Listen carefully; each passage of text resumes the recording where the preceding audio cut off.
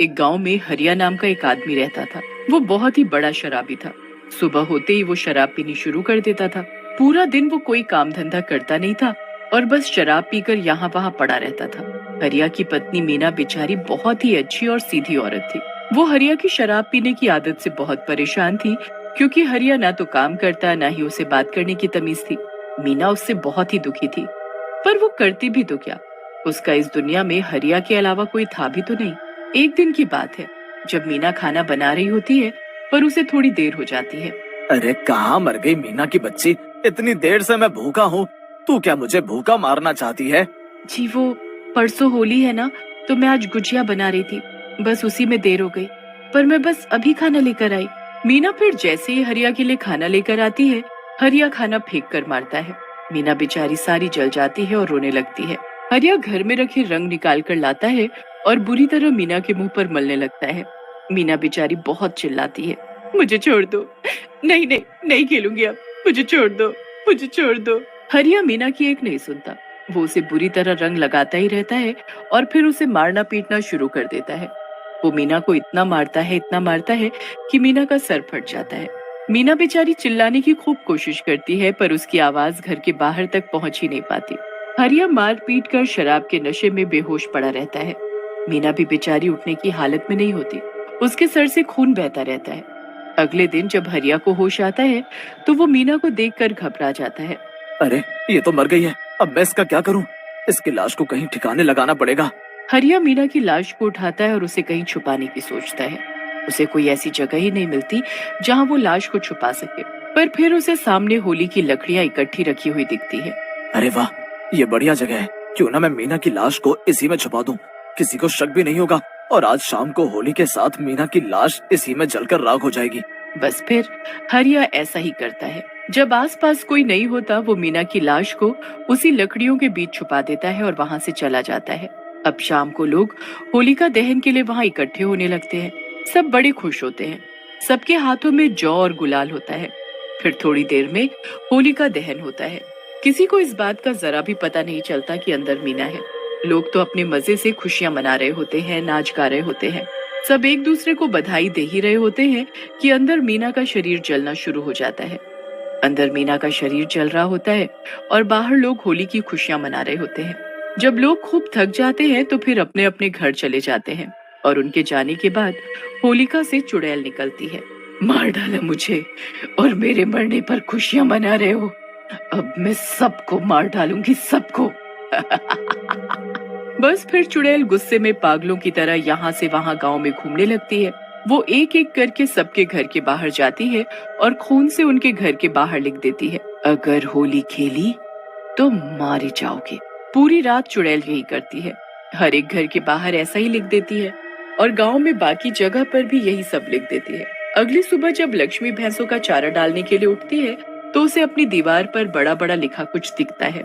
वो पढ़कर बड़ी हैरान हो जाती है और पड़ोस से राजू को आवाज देती है। राजू भी उसे पढ़ने लगता है और बताता है कि उसके घर भी यही लिखा हुआ है। राजू और लक्ष्मी बात कर ही रहे होते हैं कि तभी वहाँ से जगिया गुजरता है। अरे क्या तुम्हारी दीवार पर भी यही लिखा है? तुम्हारी मतलब? पूरे गांव में हल्ला हुआ पड़ा है, हर घर के बाहर यही लिखा है। और तो और पूरे गांव में हर जगह खून से यही लिखा हुआ है कि अगर होली खेली तो मारे जाओगे। क्या बेकार की बातें हैं। ये सब किसी का मजाक है और कुछ नहीं। ऐसे कैसे कोई किसी को मार देगा? मैं ये सब नहीं मानता। भाई जो भी हो, मैं तो इन सब से बहुत डरता हूँ। कहीं ये किसी ने जादू टोना तो नहीं किया। मैं तो नहीं खेलूंगा होली, मैं मरना नहीं चाहता। जगिया तो वहाँ से चला जाता है और राजू इस बात पर यकीन ही नहीं करता। गांव में हड़कंप मचा हुआ होता है। कुछ लोग इस बात को गंभीरता से लेते हैं तो कुछ मजाक उड़ाते हैं। जो लोग इस बात का मजाक उड़ा रहे होते हैं, चुड़ैल वहीं खड़ी उन्हें गुस्से से देख रही होती है। अच्छा, तुमको ये मजाक लग रहा है? ऐसा है तो होली खेल कर दिखाओ। जिसने आज होली खेली वो मारा जाएगा। उसके घर होगी फिर खून की होली। सबसे पहले राजू होली खेलनी शुरू करता है। उसने खूब दारू पी रखी होती है और वो अपने घर के आंगन में खूब चिल्ला चिल्ला कर अकेले ही होली खेलने लगता है। होली है भाई, होली है, पुराना मानो होली है। मैं तो खूब होली खेलूंगा भैया। जैसे अगर मुझे मारना हो तो मार कर दिखा दे। अच्छा, इसकी इतनी हिम्मत की होली खेलेगा? दारू पीकर पागलों की तरह होली खेल रहा है। इसको तो मैं अभी बताती हूँ, इसके साथ तो अब मैं होली खेलूंगी। राजू रंग उड़ा उड़ा कर होली खेल ही रहा होता है कि अचानक उसके सामने चुड़ैल आ खड़ी होती है। चुड़ैल के दोनों हाथों में रंग होता है। राजू चुड़ैल को देख उसे घूरने लगता है। चुड़ैल उसके मुंह पर बुरी तरह रंग रगड़ने लगती है। राजू अपने आप को छुड़ाने की कोशिश करता है, पर चुड़ैल उसे रगड़ना नहीं छोड़ती। मैंने बोला था ना, जो होली खेलेगा मारा जाएगा। फिर तेरी हिम्मत कैसे हुई आज होली खेलने की? अब तो तुझे इसकी सजा भुगतनी ही पड़ेगी। अब तू नहीं बच पाएगा। चुड़ैल खूब खुश होती है और राजू को इतना रगड़ रगड़ कर रंग लगाती है कि यह सांस ही नहीं ले पाता और मर जाता है। उसके बाद चुड़ैल खुश होकर वहाँ से चली जाती है और जो उसे होली खेलता देखता है वो उसको तब तक रंग लगाती है जब तक वो मर ना जाए। पूरे गांव में चुड़ैल जाने ऐसे कितने लोगों को मार डालती है। फिर जैसे ही चुड़ैल यहाँ वहाँ घूम रही होती है कि तभी उसे कुछ आवारा लड़के होली मनाते दिखते हैं और वो आती जाती लड़कियों को छेड़ रहे होते हैं। अब चुड़ैल गुस्से में वहाँ पहुँच जाती है। अच्छा, तो अब इनको भी होली सूझ रही है। इनको तो मैं अभी बताती हूँ। चुड़ैल के दोनों हाथों में रंग भरे होते हैं और वो चिल्लाते हुए उन लड़कों के पास जाती है। मैंने बोला था ना होली मत खेलो वरना मारे जाओगे। ये जरूर इस चुड़ैल का काम था। हाँ, वो मैंने ही लिखा था, पर तुम लोगों ने मेरी बातों को मजाक में लिया। अब तुम सब के सब मारे जाओगे। वो लड़के भागने की कोशिश करते हैं और चुड़ैल एक झटके से उन्हें जमीन पर पटक देती है। जो भी होली खेलेगा मुझसे बच नहीं पाएगा। तीनों लड़के हाथ जोड़कर चुड़ैल के आगे रोने लगते हैं, पर चुड़ैल उनकी एक नहीं सुनती। वो रंग लेकर तीनों के मुंह पर मलना शुरू कर देते हैं। तीनों लड़कों की हालत बहुत ही बुरी हो जाती है। वो चिल्लाने लगते हैं। धीरे धीरे वहाँ लोगों की भीड़ लगने लगती है। पूरे गांव में हल्ला हो जाता है कि चौक पर चुड़ैल है। सारा गांव वहाँ चुड़ैल को देखने इकट्ठा हो जाता है। चुड़ैल से लोग पूछने लगते हैं कि उसने पूरे गांव में क्यों लिखा और उसे होली से क्या दिक्कत है। मुझे होलिका में जलाकर मार डाला तुम लोगों ने, इस गांव के लोगों ने। अब मैं किसी को नहीं छोड़ूंगी। मैं उसी होलिका में अंदर जख्मी हालत में पड़ी थी। मैं इतना चिल्लाई पर तुम लोगों ने मेरी नहीं सुनी, मुझे जला दिया। हमें जरा भी अंदाजा नहीं था कि अंदर होलिका में कोई है, वरना हम ऐसा क्यों करते। पर तुम्हें उसमें डाला किसने? चुड़ैल ने फिर पूरी कहानी बताई कि कैसे उसके पति ने उसे मारा पीटा और मरा हुआ समझकर होलिका में छुपा दिया।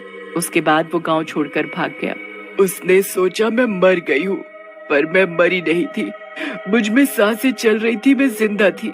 मुझे तो तुम लोगों ने मार डाला। अब मैं तुमको कभी होली नहीं खेलने दूंगी, सबको मार डालूंगी। सच में तुम्हारे साथ बहुत बुरा हुआ है। हमें इस बात का बहुत दुख है। आखिर एक औरत के साथ इतना बुरा हुआ और हम कुछ न कर पाए। पर अब हम क्या करें बताओ? तुम जैसा कहोगी, जो कहोगी हम वैसा करेंगे। नहीं, जो होली मनाएगा उसे मैं मार डालूंगी। इतना कहकर चुड़ैल गायब हो जाती है। अब लोग परेशान हो जाते हैं कि क्या वो कभी होली नहीं खेल पाएंगे। पर फिर एक पंडित उनको उपाय बताता है। इस औरत की मौत इस होलिका में हमारे हाथों हुई है। अब इसको हमें ही मुक्ति दिलानी होगी। इस साल हमें होली नहीं खेलनी चाहिए क्योंकि हमारे गांव में हमारे हाथों एक मासूम औरत की जान गई है। हम खुशियां कैसे मना सकते हैं? पर अगले साल होलिका वाले दिन मैं इसका उपाय करूंगा, फिर सब ठीक हो जाएगा। बस फिर उस दिन कोई होली नहीं खेलता। पर अगले साल पंडित जी पहले उस चुड़ैल की आत्मा की शांति के लिए होलिका के पास बैठकर उसकी आत्मा शांति करते हैं, जहाँ पूरा गांव होता है। चुड़ैल की आत्मा फिर किसी को दुखी नहीं करती। हर साल लोग पहले जैसे होली मनाते हैं।